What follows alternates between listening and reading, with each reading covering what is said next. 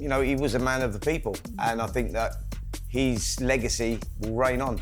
I'll have to Stephen, Liam and Callum on the day saying I've never seen so many flat noses in the same place with the amount of ex-boxers and fighters. Dave Allen's that type of guy that has he proved he's got the best chin in boxing. But you called it a gimmick, or you called him a gimmick. So they take it started off with an initial post where I put out saying, like, I'm not sure what's going on with the loving at the moment. And the same people were saying, if he wins this, let's put him in with Anthony Joshua. Yeah. And that's where I'm sitting back thinking, I don't want to see this lad get hurt.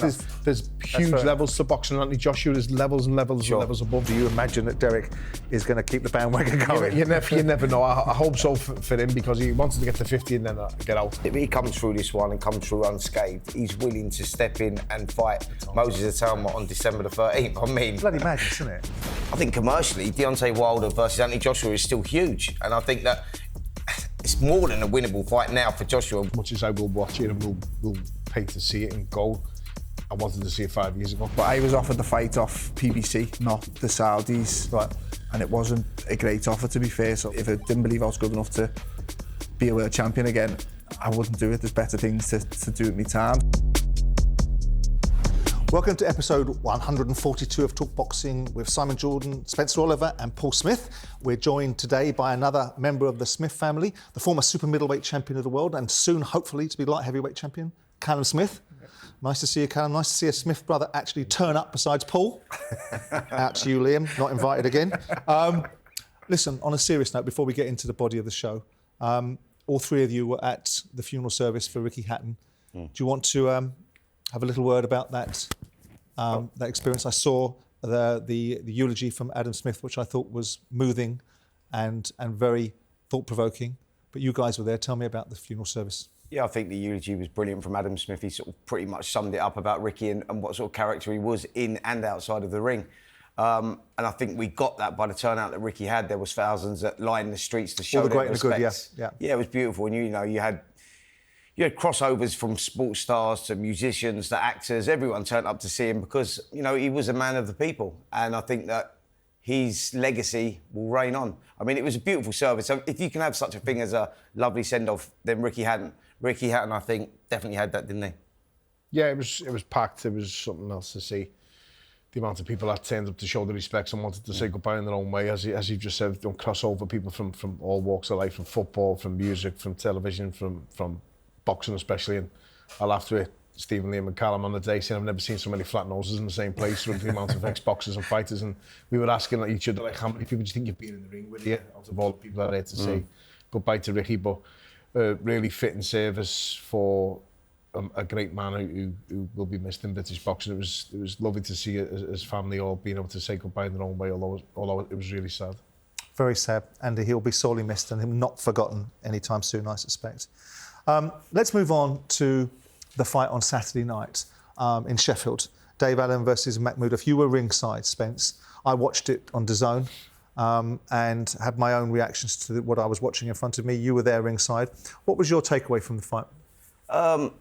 Dave Allen never really got into the fight, if we're totally honest. And I think he was brutally honest afterwards and said that he just wasn't good enough. Makhmudov started well. He was sort of controlling the space, and Dave Allen set out to apply the pressure. And I think what they were banking on, Jamie Moore, Nigel Travis, and Dave Allen, was that Makhmudov would tire in the later rounds, as we've seen in the past. But I think that Allen, when he was applying the pressure, when he was getting there, he was getting in the pocket. He wasn't doing enough work, and I think that was a problem, and that was allowing Makhmudov to sort of like control things. I think round 9, which is what we're seeing here, is where he had his success, and that's where he was letting all the shots go. Yep.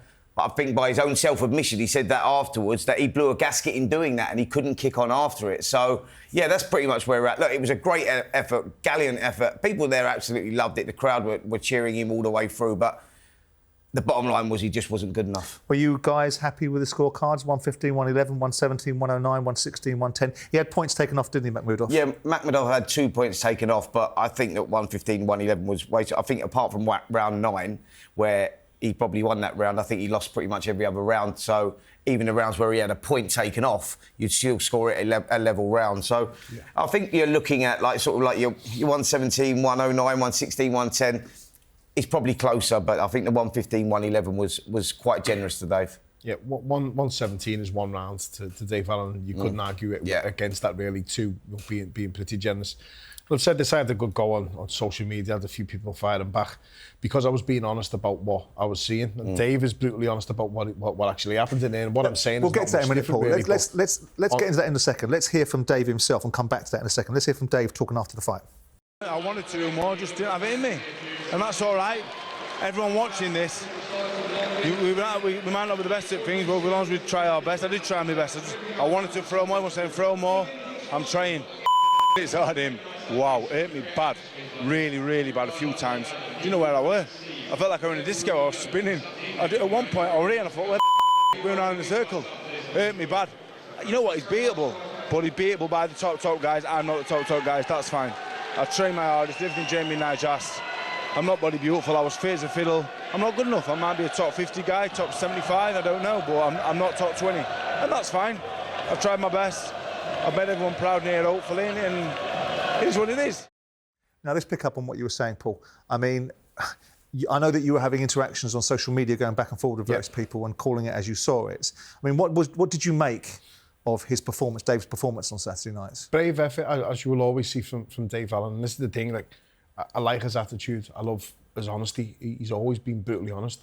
That's all you can ask for from fighters. If they give everything they've got and they're brutally honest afterwards, or even during the fight, he is an honest fighter. He's a good fighter. He's capable. He's tough. He's durable. But as a result of that, I don't want to see him take too much damage because he takes a lot of shots when he fights, or he takes a lot on the gloves and elbows, and he's never really in easy fights. He's been thrown in the deep end a few times, right from the start of his career with Dylan White and Luis Ortiz. So I don't want to see that sort of pattern continue. He was really tired at the end of the fight, and he did work really hard, and he probably did gas himself out in the 9th round. And I've just had a look at his record, and the last time he actually did 12 rounds was in 2017. Right. Against Lenroy Thomas. 8 years ago, yeah. That's a long 25 time years of to age, go without yeah. doing 12 rounds, and that's probably down to his inactivity. But as weren't people taking a bit of fighter, exception, Paul? You called it a gimmick, or you called him a gimmick. So they take it exception started to that? off with an initial post where I put out saying, like, I'm not sure what's going on with the loving at the moment, and it was mainly for the commentators and the pundits because I was watching a different fight than what I was being told was going on. Alan didn't win a round, and I'm being told, possibly that one. I felt he lost the first 3 rounds, and Makhmudov was probably winning the Maracante.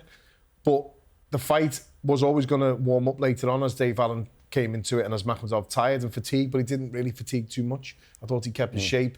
I thought he's very limited and beatable, Makhmudov. And if there was ever going to be a chance, that was the chance for Dave Allen. But people just sort of twist things and think like I'm having a go at sticking the boot in, and it's absolutely not. I'm just saying what I'm seeing, and what I saw on the night was a really good effort from Dave Allen, who gave a right good goal and was brutally honest afterwards. I think we all got caught up in those emotions, don't you? You start thinking with your heart as opposed to your head, and then when your reality kicks in, when the fight kicks off, you go, actually, this is levels. Makhmudov is maybe a top 15, top 20 heavyweight, and you look at that and you go, where does Dave Allen actually sit? And you're talking about British titles, and that might be his... And that was it, but the same people were saying, if he wins this, let's put him in with Anthony Joshua. Yeah. And that's where I'm sitting back thinking, like, I don't want to see this lad get hurt. There's huge levels to boxing. Anthony Joshua, there's levels and levels and levels above. And that's I think we found it out with Makhmudov, didn't we? That, you know, he's a league, but he's a league below Joshua, and you're talking about that is... Callum, what did you make of Makhmudov's performance? I thought he boxed well, considering, say, done a 12 round. He said in the interview after it's the first time he'd ever done it. I think even in the gym sparring, never ever done it before. And I thought he kept his shape pretty well. He jabbed well early on.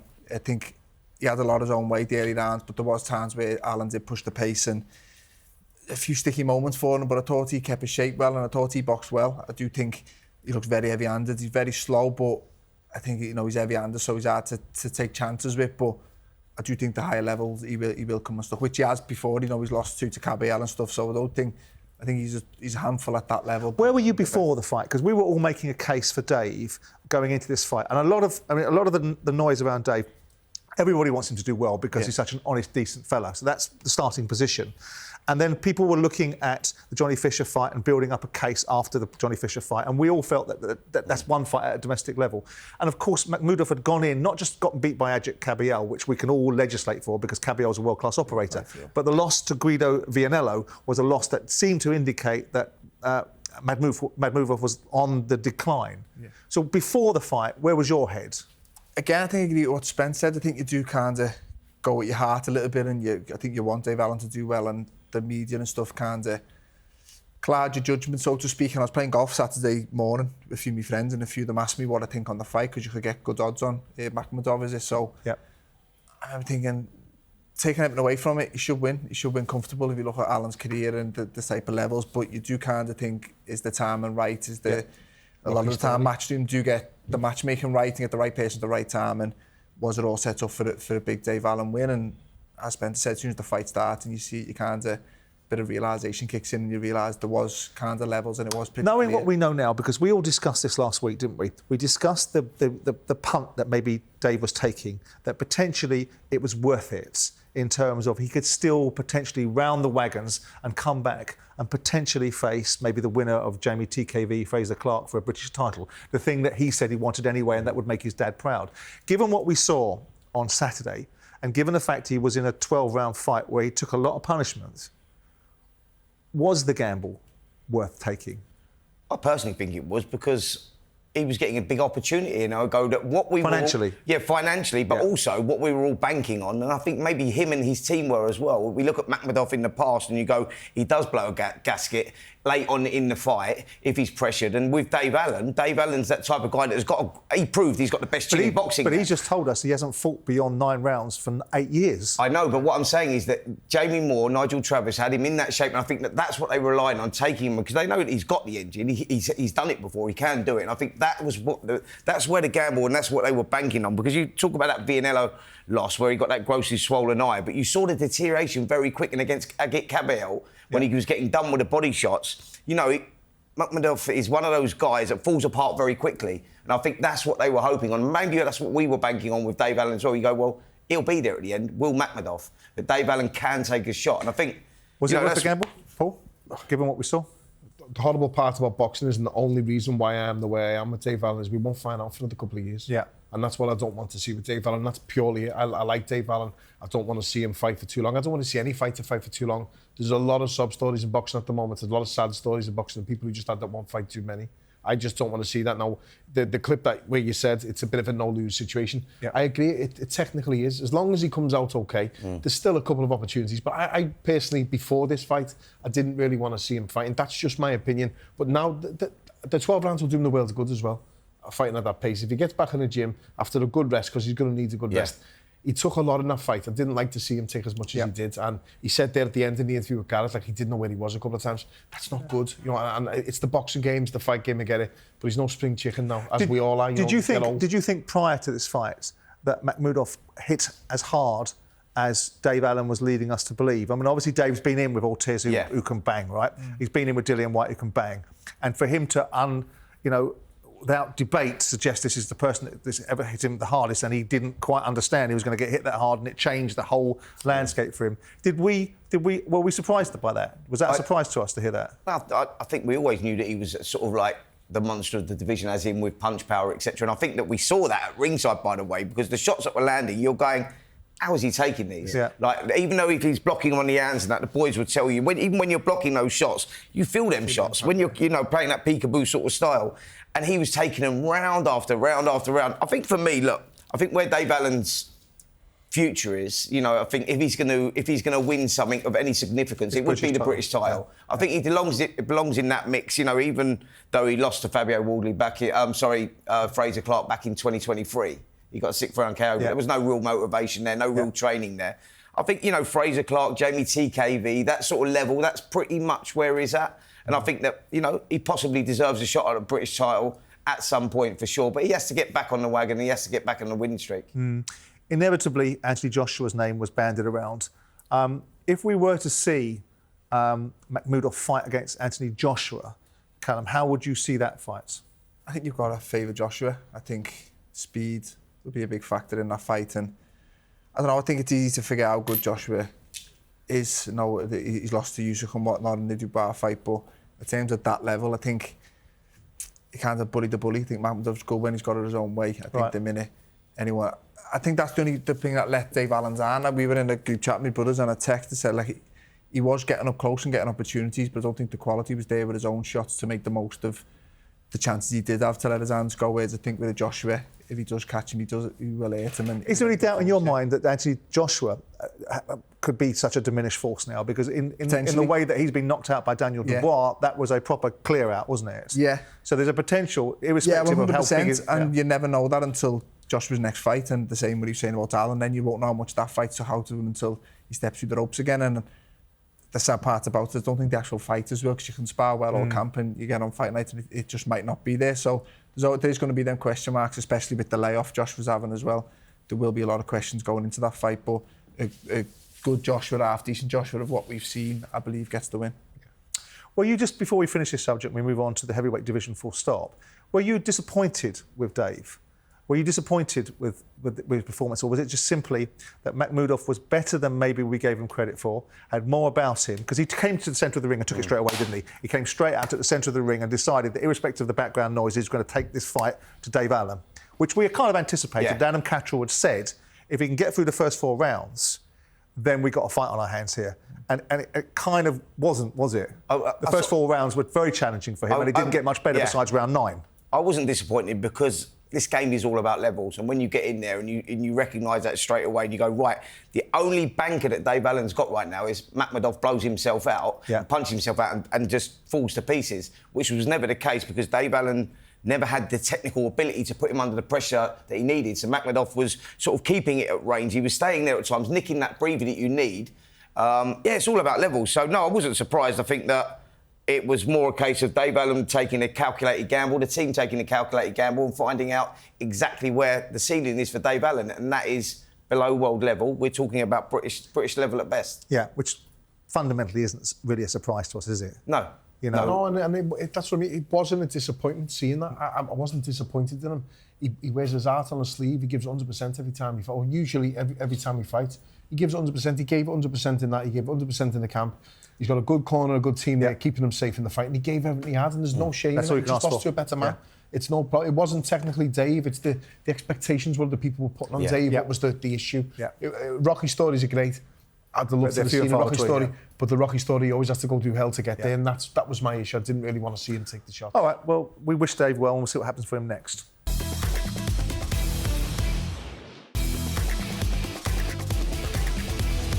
Spence, I want to ask you if you think the heavyweight division's a little bit of a mess at the moment in terms of, because we're seeing a variety of names being indexed, but fights not necessarily coming through that we think. Do you think it's a little bit confused? Usyk's not fighting. We don't know yet, but we think we know who Derek Chisora's fighting. We don't know who Moses Satoma's fighting. The only fight we don't know whether Tyson Fury's playing hide and seek with himself. We don't know what Anthony Joshua's going to be doing. The only fight that we know that's on the heavyweight horizon at this moment in time is Fabio versus Joseph Parker. Does that signal it's all a little bit icklety-picklety and a bit of a mess, or is it just all going to fall together at the right time? I think it all falls together at the right time. I think, I had a conversation with Frank Warren about that, and fights are trying to be made. Obviously, negotiations, you'll know better than most, that you can't just get them done overnight. I think that we do see Derek Chisora out in December. We see Moses Satoma out in December. Who those opponents will be is dependent on how the negotiations go to make these fights. Well, they were ruminating about... Daniel Dubois, by the way, is out until next year. He won't be boxing until January. He's not fighting December 13th. Next year, no. Because he's been called to fight Frank Sanchez. Yes. Which I don't think is a fight that particularly many people want to see Frank Sanchez, do they? Well, listen, the IBF have ordered that for a final eliminator, so that might be his opportunity on the way back, because I think they were hoping for him to box in December. I think injuries put him out now until late January, February time. So that fight might materialise. We got Moses Satoma, and you go, where's he going? You got people like Kubrat Pulev, who's a WBA regular, hasn't boxed for over a year. He's 44 years of age. You go, what about him? He's not being mentioned at all. There's a strap right there. You've got you've got these sort of fights that could materialise. Michael Hunter's Michael Hunter's in the mix as well. Yeah. So I think we get the fights. Lawrence Okoli, there's talk of him boxing out in Nigeria December the 19th. Who will he go in against? Will it be one of those top tier fighters? I think what everyone's banking on, Simon, I think you guys will rely on this, agree on this, is Alexander Usyk he's the guy with all the belts. We don't know what's happening with them belts, when they're going to fragment. Is he going to let any of them go? And all the guys with the high positions like Agit Kabiel, who I hear Nelson Heiser might be an opponent for him at some point, their homecoming in Germany. Agit Kabiel and all those guys, they just want tick-over fights, but nothing too dangerous, because if them titles fragment, the interim champions, etc., etc. I understand it. Totally understand why we're not getting the fights that maybe we want, because of the positions that people are in. Yeah, it's a bit of a waiting game, and you can't blame them, because obviously you tie yourself into a fight, a bit like what Parker Wardley at them at the moment, and the belts do are fragmented pretty quick. Then obviously you're stuck in a queue then, and you don't want to be in a queue. And I think at the moment, obviously, Usyk's the champion, Usyk's the man, and everyone is literally waiting for him to a bit like in his weight division. In the same position, the light heavyweight's the same. Bevo's got all the belts, and everyone's kind of sitting waiting. What's he going to do next? Who's going to fight? Will he fragment? And then there's a few interim champions with certain governing bodies, and there's a lot of good fighters wanting to fight, but everyone kind of wants the world title shot, so it's a risk fight or fighting, but there's not on the line. So then we're going to talk about you and what's happening with you in a minute, but the two fighters that we do know are fighting, and we don't yet know who they're fighting, which is Moses Atoma and Derek Chisora. Do you see, in your mind's eye, watching Moses Atoma, Callum, because we've spoken about him till the cows come home, do you think he's going to be a world title winner in 2026, as early as that? Yeah, I do, to be honest with you, only because of, I don't think the age of the champions, Usyk and whatnot, I don't think they've got much longer left, and I think the crop coming through, I think at the minute he beats them all. I think Kabiel's a very good fighter, I think he's probably the best coming through with him, but yeah, I don't think there's anyone else out there, like your Ergovic and stuff. I think I'd probably favour him to beat now. So, yeah, I do think as quick early as 2026, we could see him become world champion. Again, depending on what Usyk does with all the belts. Yeah, I think we see him, don't we, boxing December the 13th is the rumoured date. They're looking for an opponent for Moses right now. If he comes through that one and comes through in style, do you think it'll be his first fight in 2026 that he gets that opportunity? Because by then, I think all the titles would have fragmented. Usyk won't be able to hold on to them all because he can't make mandatories. Do you think then that's enough time for him to go into a world title shot? Yeah, depending on the opponent in December. If it's like a Hergovic or someone at that kind of level, then the only next step up is the world title. And I think the minute they come vacant or fragment, I do think he'll take the opportunity there and then, because I don't think there's anyone out there who he probably doesn't believe he can beat. I think Usyk at the minute maybe a step too far, but if Usyk does move on and they fragment, then I do think he goes for it. I think he's next in line, and I think he'll go right for it. It's like that line I remember Russ Amber saying to us about when he was speaking with Usyk about, like, why wait? Don't wait at heavyweight and have a couple too many fights and show them what you've got. Just go for the big man. I think that would be the case with Atoma. We know he's obviously good enough. If he's tough enough and durable enough and fit enough to do the 12 rounds, which we think he will be, then why show them any more of what you've got? It'll be interesting to see if Jaya Pattaya lands in that division, if he causes any problems for Moses Atoma, because he's going to land there sooner rather than later. I know he's on a crusade to get all of the the cruiserweight belts, but that's not playing out in timelines, and someone might have to have a word with him. You know, Mick Francis might have to word with him and say, you know, we've got perhaps bigger fish to fry in the heavyweight division, the opportunities now. Do you see 2026 being the farewell of Derek Chisora? Do you think his fight in December 13th is his last fight, or do you imagine that Derek is going to keep the bandwagon going? You never know. I hope so for him, because he wanted to get to 50 and then get out. I hope he does that, and he, as I say, gets out healthy. That's what we all want, obviously. I think that will be the time for him, but then it also will be the time for, as you say, Opataya coming up. Atoma getting a shot. Opataya will want a shot as well, but we saw Opataya on here a couple of weeks back, saying he'll fight for free as long as he just gets the belts. He's against Chris Smith, he just wants to get these belts tied up. So but they can't make the fight, can I think he can't wait they to can't jump get Zoda Ramirez in the ring with him, can they? Yeah. I think the big thing for Derek, knowing Derek as well, is he says it's 50 and out, but he goes in there against a recognisable name. Looks good. And he wins. Exactly. Is he going to retire? Yeah, that's you know what I mean? If it's not for a world title shot and he's the IBF #1, you know, he's going to want that. And he says he loves it, he just loves to fight. Yeah. But there's a part of me, I mean, we all felt that the fight was going to be made with Daniel Dubois. That's what we felt. That was the smart manager that was telling us that, right? And I'm pleased it's not, because I think that was going to be a one-sided beatdown. And I didn't want to see Derek in that sort of fight. I know no one's really done that to Derek over the years, and he's always put up a fight. But I think we're reaching a point where that was going to be more difficult and more challenging. So I'm quite pleased that he didn't have that fight. Listen, we've got the fight coming up on October the 25th, which I'm really looking forward to, which is Fabio Wardley versus Joe Parker. How do you see that fight, Callum? It's a good fight. I think it is too.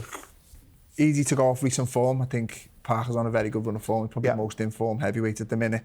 And Wardley wasn't great last time out against Justin Honey, is it? Looking at that, it should be a comfortable night for Parker, but you can't read too much into form, and you've got to imagine the best version of both of them. And I think it's a good fight. Wardley's heavy-handed. I think it's a big opportunity for him. He'll have that fear factor, which should bring out the best in him. But I don't know. I do think Parker's in a good run of form at the minute. I don't think Parker would. I mean, Justice Hooney is not as good a fighter as Joseph Parker. And Justice Hooney, I was at the fight. You were at the fight, and there was a You know, obviously there was a little bit more pressure on Fabio because he was fighting in front of his home fans in a big audience where he was expected to carry the fight. Yeah. And you could see it drifting away from him. And whilst he's got that equaliser, I just don't see Joe Parker being there for him to land it. Yeah, I think with Parker, I think the one. position he's in, what we've just talked about, where he's next in line for a shot at the world title. I don't think he would have took the fight and risked that if he felt position. it was real he risk, wasn't very confident in it. Well, here's one. So Joseph Parker has said that if he comes through this one and comes through unscathed, he's willing to step in and fight Moses Atama on December the 13th. I mean, like, Joseph Parker, you got to hand this guy the credit, like, because he will fight anyone. He's not worried about positions and all that. Of course, he wants it's that either shot. that or he knows it won't be made anyway, and he's just put himself up a little bit better. Which is what I'll do. I'll fight the Toma if he's ready. You know what I mean? I promise you I'll be ready. It's bloody madness, isn't it? Yeah. I mean, really, truly, but you're not fighting for a title. Then you're not going to get huge amounts of money for it. So I get your back. It's got to be risk rewards, Annie. It's got to be. You're right. It's got to be risk rewards. You know, we don't know these opponents for Moses and for Derek Chisora at the moment. Are we in a position where we're waiting to see what happens with these belts, whether they will become vacant before these fights are made? Depends if you ask Frank, if you ask George. If you ask Frank, he'll give you one answer. If you ask George, you'll get another, as you well know. So that'd be a clever. Right? Just asking, mate. I'm asking the question. Where do you see the journey irrespective of the outcome? I mean, Fabio's probably got, despite what Fabio's protestations are, he's probably got less to lose in this fight because most of the smart money is picking Joe Parker. Now, I don't include myself in the smart money because whatever I pick normally is the bet to pick. Right? But I've gone with Joe Parker. But where do you see both of these fighters going in 2026? If Parker wins or Wardley wins or either one of them loses, what do you see for their future in 2026? I think if Parker wins, I think he's next in line for the WBO, whether it's against Usyk or it becomes vacant. And I think he's interim champion, so he should be elevated to full champion. Then he can fight whoever he wants, but he fights them as champion. If Wardley wins, then I don't know, he puts himself right in the same position. I think the winner of this fight... He's WBA interim as well, yeah, so he's in that position. I think the winner of this fight puts himself in a very, very good position. The loser goes back in the queue, and at the minute it's a big queue to be in. There's a lot of no good heavyweights knocking on the door wanting shots, you like Sabakoli and stuff like that, but the winner probably puts themselves as probably the best heavyweight outside the champions. Well, let's have a listen to someone that people have been aligning themselves with for some time, and one of the biggest punchers in the heavyweight division, Deontay Wilder, who was speaking last week about his next fight. You have a fight coming up or no? I do have some coming up, and we're looking in January. Okay. I've signed the contract already, but I can't. No details to be given at this point, but it's definitely live. It's gonna happen. I got a big year next year. Okay. So I'm looking forward to it. I'm excited about it, and I hope everybody else to look forward and get excited about it too. All I can say is 2 time. Let's go. Yes, sir. I mean, the supposition is he's alluding to Anthony Joshua there in Africa. Do you think that's a fight that could be made? Yeah, I do believe that's a fight that could be made. Irrespective of the reality that everyone is clamouring and thinking that all the money in the room goes into Fury versus Joshua, why would he potentially jump in with Deontay Wilder? Because it's still a big fight, and we don't know. With Tyson Fury, showed no indication that he is coming back anytime soon. And I think that AJ is coming off a little injury. He wants to be fighting in January, back end of January, which he's talking about. Deontay Wilder, obviously, I think commercially, Deontay Wilder versus Anthony Joshua is still huge. And I think that it's more than a winnable fight now for Joshua with the, you talk about the decline of Anthony Joshua, which, there may be a bit of a decline there, but Deontay Wilder has shown us nothing in the last couple of fights, and it's a huge fight. It's a massive fight. It's a bit like Fury and Joshua, though, as much as I will watch it and will pay to see it and go. I wanted to see it 5 years ago, and this is another one of the fights. I think it's just like Mayweather Pacquiao, like many of the great fights that we get eventually, just a little bit too late down the line. But it's still a fight that I would still watch, and it's probably the only fight other than Fury that Joshua could probably have without sort of, losing too many people from losing interest from watching it. You know what I mean? The people will tune in to watch that. Do we think? I mean, without being disrespectful, and I'm conscious of the fact that I'm in I've never laced gloves, could never do what you guys do, but do you think that? I mean, Deontay Wilder is now an absolute spent force. He's a done deal. The two performances we saw him in against Joe Parker and Zhilei Zhang are almost like saying the artist that used to be formerly Prince, the boxer that formerly used to be Deontay Wilder. Is that now just a thing of the past? That's gone now. I'm definitely on that train. Yeah, you look at those performances and you go like. We were live at ringside for those. You're just watching him and you're going, this is a guy that is a shell of his former self. It's not a bad performance. No. He's not just putting in a bad performance. Is this just because of the Fury trilogy? The Fury trilogy, that's what done it. You know, I think we saw... Even though he came back in against Robert Helenius and knocked him out in a round, absolutely, yeah. I think that he's always going to have that That's that power. Yeah, it never goes. That'll be the power. That'll always be there. But I think that what we saw there was a guy that has become a little bit negative in his performances, a little bit gun shy. You can see it, Spence, couldn't you, in the Fury fight? I think, in my opinion, the last couple of Fury fights, you could see it. I think it took a sign both of them. He was about to say that. I think Fury took a lot out of Fury and all. As much as Fury won the last two, I think it took a lot out of Fury and possibly as well. Fury, definitely. Possibly. People always look at the losses of how that took a lot out of him, whereas I think the tough wins can still take a lot out of a fighter, and I do believe that was the case. What do you think about the landscape, Callum, with Usyk and Fury? I don't mean necessarily Usyk and Fury 3. I mean Usyk and Fury fighting again in the beginning of 2026. Because obviously it's all gone quiet with Usyk. We've seen the fact that he didn't have to deal with the mandatory defence against Joseph Parker because of the injury that he obviously claims he had, and with no reason to disbelieve Usyk because we all think he's a stand-up guy and has earned the right, if anyone's earned the right, to perhaps have a bit of a sabbatical. But do you think that we're going to see Fury and Usyk, not together, but fighting at the beginning of 2026? Yeah, I'm not sure how early into 2026, but I do think Usyk fights again. I think if he had no intention of fighting, I think he'd just come out and say. I think he's been open about how many fights he wants left and stuff. So I think Fury's the one what keeps everyone guessing. He's saying he's retired, and I don't think he retires when there's a Andy Joshua fight still on the table. I think that fight will always be there for them. I do think we will see, I hope as a fan we will see that, even though, again, I'd like to have seen that a few years ago, but I still think that is a huge fight for the What's the landscape, do you think, boys, for Lawrence Okolie? I mean, I thought he put up a decent performance against Kevin Lerena. He still got some brickbats for it, and people still had criticism about it. Lorena's a difficult opponent. I think Lawrence was carrying a knock in that particular fight, pulled a muscle on his arm, didn't he? Yet still made Kevin Lerena, who's a dangerous opponent, sort of nullified him. What do we see as the landscape for Lawrence? Where's his direction of travel in 2026? I spoke to him, actually. I spoke to him out in Nigeria. He was talking about, he's offered everyone and anyone to fight, even against Cabell. He said, he's put his name in the hat for that fight as well. World title on the line or not, interim title is good enough. So he's just looking for a fight. And I mean, he just wants the opportunity. He said he doesn't care who that is. He's put his name in the hat for all of them.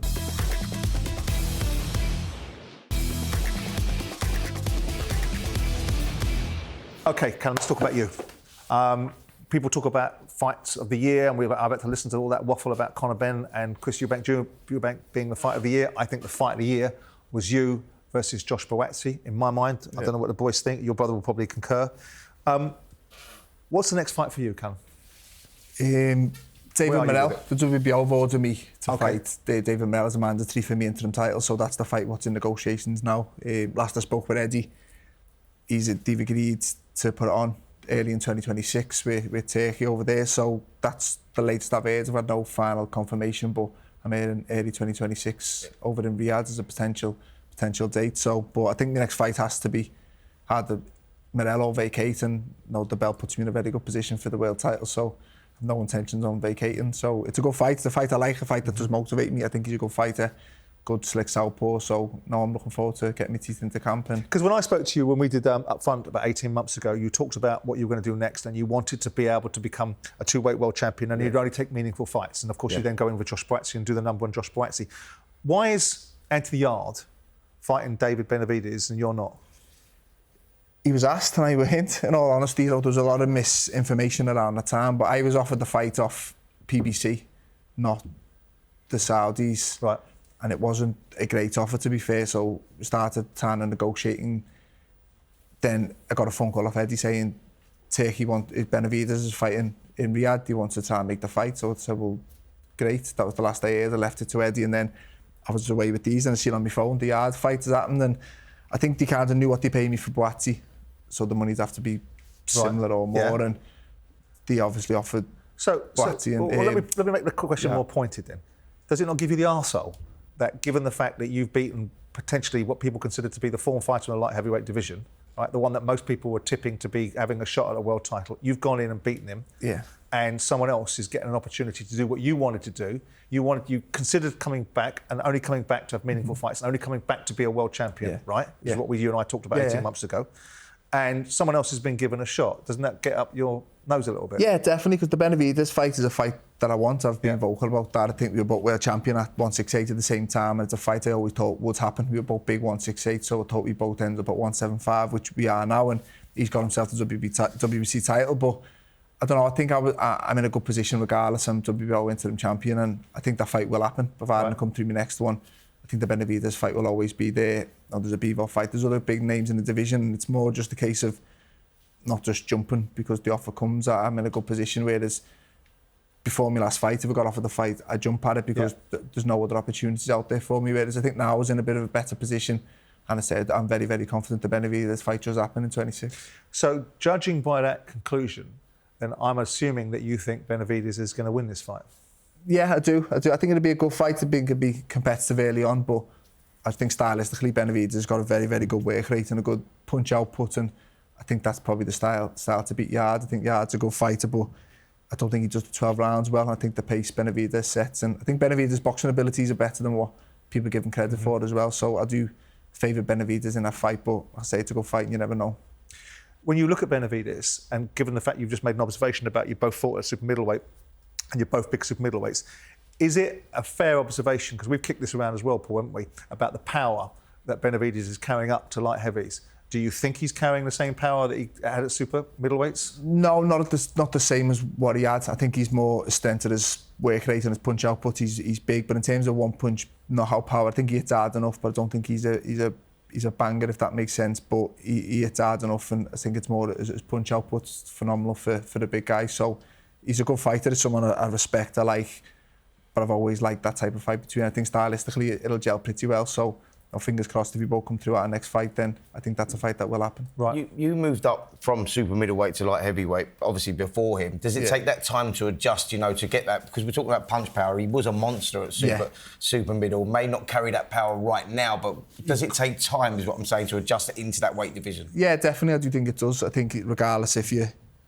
see a lot of the top fighters now, they move up, but it's more just for a challenge rather than having to move up. Whereas I had to move up the weight. I couldn't do the weight no more. But even then, you still take time to adjust in your body to adjust to the weight. So yeah, I do think as time goes on, Benavidez' power will improve, because he could punch at super middle. He is a puncher, so I say he's young as well compared to the rest of us as well. I think he was world champion at 21 the first time around. I think he's like 27, 28 now, so he probably has still got time on his side. But I say he is a very good fighter, but one I would love to share the ring with.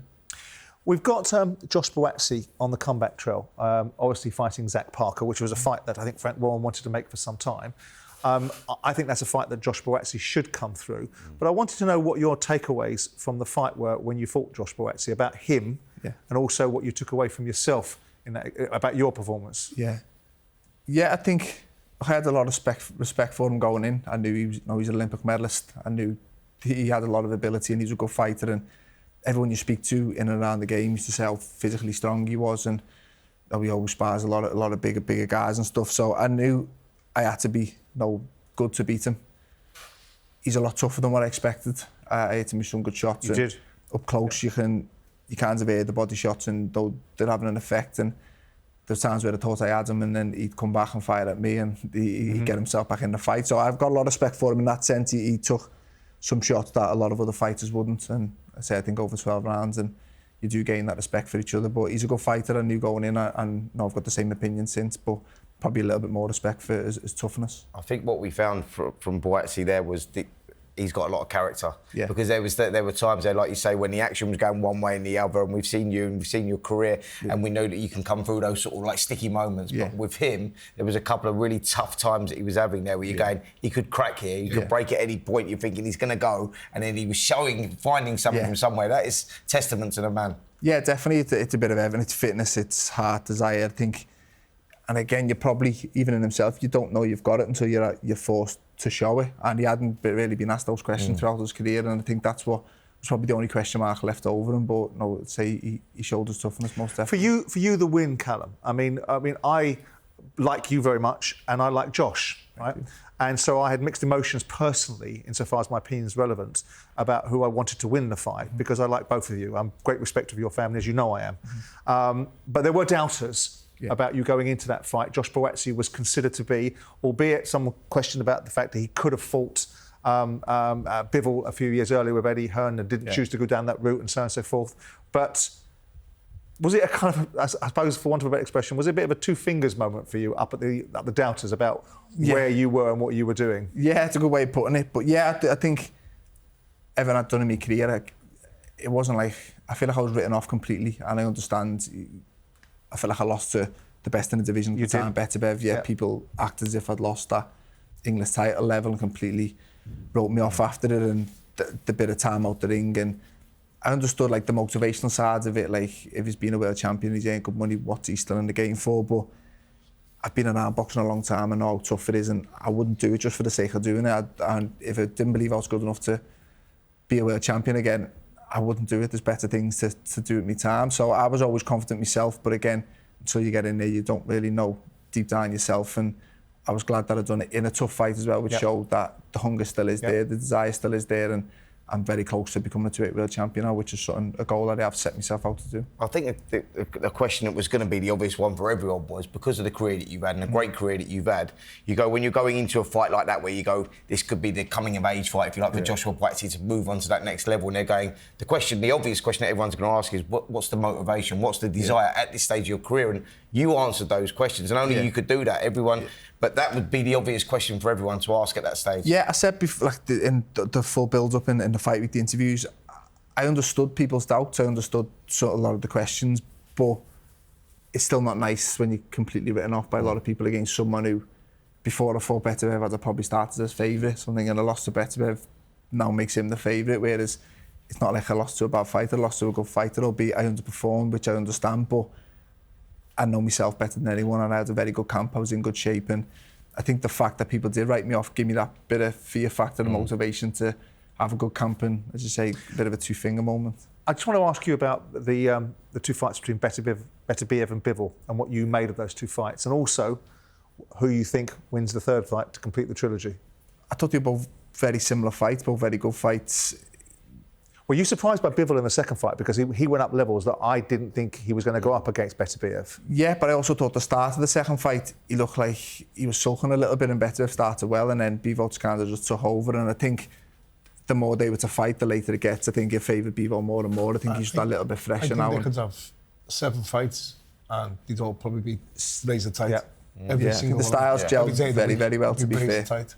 Yeah, it's on the day, isn't it? Like it's like literally, you know, we can have a perfect training camp, and you think you're there, and then on the day it's like you're walking through treacle, punching through treacle, and you can't work that out. It's just. But there was a gap in the second fight, wasn't there? In the first fight, there was a debate. Right, a lot of people thought that Bivol could have won that first fight, and they thought it was tight in the first fight. In the second fight, Bivol did go up a level, didn't he? He did raise the level. He adapted. He did. I think I felt Bivol did enough in the first fight. Beterbiev started better in the second fight. It was a better fight in the second fight, and the right man won. But I think the top level in sport, in every sport, especially boxing, when you get two fighters like that, them fights are always probably going to be like that. Who'd you pick for the third one then? Bivol. I think he's just fresher, and the older Beterbev's going to get now. I think the gap may be just a little bit more each time. Very good. We'll wait and see, and we'll look forward to seeing you out.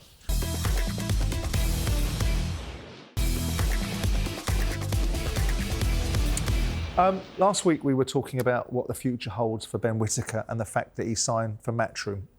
I want to ask you, Callum, what do you make? I know you're not going to want to be overly controversial about a fighter in your weight class, but what do you make of Ben Whittaker? There's mixed emotions about whether the showboating is a good thing. I personally think character is a good thing. Whether he's at the level, and of course the hype that goes around him, and the fact that he signed for Matchroom. What do you make of all those things? I think he's a good fighter. I think he's very talented. Obviously, Olympic silver medalist. Shows you he's got talent, he's got all the ability. I think he's got a good team around him in terms of Andy Lee, a good coach, and I think the move to Matchroom's a good move for him. I think they'll guard him, give him. A lot of times it's not how good you are, it's getting the right fight at the right time to showcase your skills and the right path to the top. I think now it's just on, can he deliver when it matters? But I do think he's got all the ingredients to do it. I think as tough as physical strength is the only thing where I think he could improve a little bit, but in terms of boxing ability and skills. I think he's got it all, and obviously he's got the flamboyant style and the showboating, which gives him a bit more of a profile. Do you like that? Do you dislike it? It's not for me. I wouldn't do it myself, but I get why people do it. I think it's good for boxing, just because it's not my cup of tea in terms of for myself. I understand why people do it, and it does put people in positions, and out of all that probably Olympic team that have turned over, he's probably the biggest star out of them all because of his antics outside the ring and his showboating when he gets in the ring. So I'm not criticising it. I think it is good.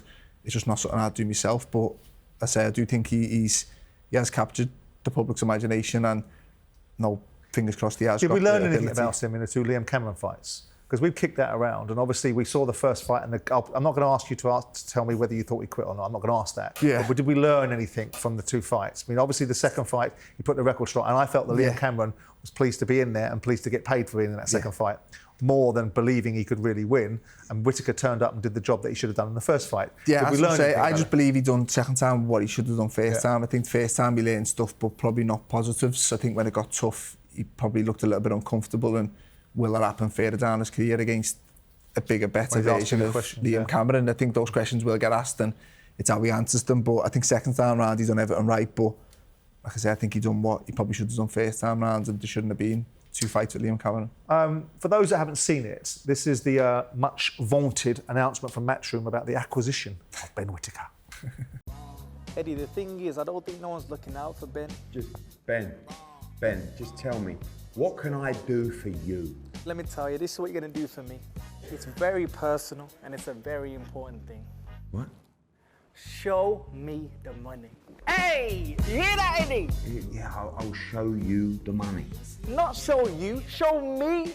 I'll show me the money. Show me the money. Show me the money. Say it with me, Eddie. Show me the money. Come on, Eddie, you can do better than that. Show me the money. Yo, I got Frank Warren on the other phone. Let me hear you say it. Show me the money. Yeah, louder. Show me the money. You gotta yell that shit, Eddie. Show me the money. I need to feel you, Eddie. Show me the money. You better yell. Show me the money. I love Ben Whittaker. I love Ben Whittaker. Do you love this black man? I love Ben Whittaker. I love black people. I love black people. Who you mother? You're my mother. What are you gonna do, Eddie? Show me the money. Congratulations, you're now my promoter. Okay, it is what it is. It's show business, it's entertainment. What does everyone think of that promotion? You like it? I think it's very fitting for Ben Whittaker, for sure, because he is that guy. So, yeah, I liked it. I think we live in that world now where Ben Whittaker is a social media star. I think that comes with his persona, if you like. And, I didn't think it was a bad thing. I think that it's an interesting move going to Matchroom for Ben Whittaker because it's probably more fitting. I think that, they can give him the opportunity that he maybe needs. And... yeah, I'm looking forward to seeing how he develops. I liked it. I normally can't stand all that cringy stuff, but actually it's clever, wasn't it? Very clever. I thought it was clever. Very clever. The Jerry Maguire link up, and what a film as well, by the way. But I seen Eddie say, it was Ben's idea. I think. We saw that. Yeah. He's a smart guy. Yeah. So I wanted to ask you a question. How big a blow do you think that is for Boxer? Well, I think he was their star, wasn't he? Yeah, he was, and I was always under the impression from Ben that was taken care of. Now, obviously, the loss of the Sky contract probably has speeded up people's perspectives. I don't know. I mean, there's loyalty in life, isn't there? And there's misplaced loyalty. There's an element of, I kind of said that Boxer had unearthed a talent in Ben Whittaker. Yeah. Now, that's probably a bit of a misspeak, because what I actually meant was they saw the vision, they patronised the vision, and they gave it an opportunity. And of course, if you've got this potential star that divides opinions, because there's only one thing worse than dividing opinions. People have no fucking opinion on you. Yeah. Right? So he divides an opinion, which creates an energy around him. So, of course, with Boxer losing their Sky contract, the next cab off the rank is their star fighter goes. So I'm imagining it's a blow. I don't think Ben Shalom was particularly happy about it. No. But it's the nature of the beast, isn't it? He's going to have to go again and find a different star. I certainly don't think that Eddie and Frank will be on Ben's Christmas list anytime soon, do you? What do you think about Ben being on BBC, though? Do you think he missed the boat there? Listen, I think it's a good thing for him to be on BBC. I think that because He's. I mean Ben Whittaker. Yeah, Ben. Ben Whittaker on BBC would have been a good for thing. Them, for sure. Would have been massive, I think. He's a self-publicist. He does his own stuff on social media, you know, and he does well there. So I think going out to the wider audience would have been a good thing for sure. So as soon as I heard that announcement, you think Ben Whittaker BBC, it's a perfect. So that's why I thought it was a done deal. I really did. I thought I was very surprised to see it not being done. But I think that he's been offered good money to go with Eddie, and Eddie will obviously give him the opportunity he needs, and that's also a match made in heaven. So very good it's one of those ones. It was a tough one to work out, tough one to gauge. But I was surprised actually that he'd gone, because I thought that him and Ben were pretty much close to sealing the deal. But going more to the point about what they can do for Ben, I mean, they are probably, if not the biggest promoter, close to being it. I think Queensberry are brilliant. I think what Frank Warner's done for boxing, opening up this. I mean, I was reticent about it when he brought out the fight with Tyson Fury versus Francis Ngannou, but that was the gatekeeper that opened all the doors, and everyone else has come piling in behind. But I do think the landscape's slightly changing. I do think there's a slight bit of money coming out of the Saudis is pulling it back a little bit. Mm-hmm. But what do you think Eddie's going to do for Ben Whittaker, and how the matchmaking is going to be made better, given that Frank has made that point? Well, it's interesting that I think Eddie had said that he was looking at the top 15 opponents. So you're talking about someone like Daniel Lapin, who's number 10 with the WBO. You've got Louis Edmondson, who Daniel just beat. That's another opportunity there. You've got, Dan Aziz, Craig Richards. I think that's where he fights next. That's where he is. That's the progression that you need with Ben. But there's a load of opportunity out there, and I think that Eddie's good at navigating careers and taking right fights at right times. And I think that one of those sort of names is where he'll probably fall. We'll see with Ben Whittaker. Hopefully he's going to be the star that we all thought he would be, and get the direction of travel, and obviously not in Callum's space just yet. Before we finish the show, I want to talk about Boots Ennis and the performance he put out on the weekend. I mean, he is a special fighter, isn't he? Yeah. I mean, he fights in this Philly shell with that particular style. It has a certain way of looking, but listen, class operator. Class operator. I mean, Lima was a guy. All right, he'd been beaten by Aaron McKenna, and we saw him, but all we saw was a tough kid that can hit a little bit. But it was the manner in the way that Boots dispatched him in that opening round, switching from orthodox to southpaw. He boxes equally as well, both ways. And I think that a move up to 154, by the way, was a good move for him. He looked strong, and he's going to be a tough one to beat. I know there's talk of him and Virgil Ortiz next, which will be a great fight, but off that back of that performance, he's going to be a tough guy to beat. Sure. Do you think the talk of Crawford's a bit soon, though? Very soon. Of course it is. And I don't think that fight will materialise. I'm not taking away from Boots Ennis whatsoever. I think he's an unbelievable fighter. I think he's a talent, but I think there's no real rush with him at the moment. The Ortiz fight's a great fight, by the way. I think it's a brilliant fight. Yeah. I mean, there was an opportunity for Boots Ennis to fight Terence Crawford a while ago, wasn't there? And Crawford didn't take that fight, did he? No, I think that Crawford at the time probably felt that Boots Ennis wasn't. I'm on a different direction. He wasn't. There's no influence there that he done the fight, by the way. That wasn't the point I was making. Like risk versus reward. Boots Ennis, you're not going near that. You've got to build your own profile. Let's get to that stage where we can demand 100 million quid each off the back of it or whatever. Boots is now starting to make ground up, but Terence Crawford is probably at the stage of his career where, what's he got, one fight left, maybe 2 fights left? So we might be in that little crossover thing, like what we had with Froch and Calzaghe and stuff like that, where you go, you're too dangerous for me, I don't need you right now, Plus, I don't think you see Crawford go back to 154 either. I think he'll do 160. How good is this Boots Ennis, Callum? He's good. I've been a fan of him for a while. I think he's a very good fighter. I remember saying it was him and Ortiz who were going to take over after Crawford and Spence at 147, and obviously they both moved to 154, but I think they do the same. I think they both collect the belts between each other, and they'll hopefully eventually fight for undisputed. But yeah, he's a really good fighter. I think the weekend just highlighted how good he is, and I think the move up has done him good. I think he's a bit more spiteful at this weight division. I do think the weight was starting to hurt him, but yeah, as a boxing fan, I'd love to see the Ortiz fight. I think he's a very good fighter as well. Agree. Right, that's it for episode 142 of Talk Boxing. Simon Jordan, Spencer Oliver, Paul Smith and Callum Smith. We'll see you guys next time we're out.